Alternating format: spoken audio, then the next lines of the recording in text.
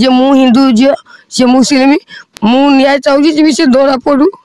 आ मो जीवन को से नष्ट कर भुवनेश्वर थी सी पुआ मत भल पाई फसई बाहला मु जानी सी मुस्लिम बोली माने मु हिंदू सी मुस्लिम से मत आम घर आसी भड़ा रही मतुर मत है भुवनेश्वर पुणी जा रही 2 मास सेठू पुणी पलि आसला पुणी पलि पुणी केफा देनी किए भुवनेश्वर श्मशान चकेशन पाखर से लेखा पढ़ा कहला जे मुझे छाड़ीमें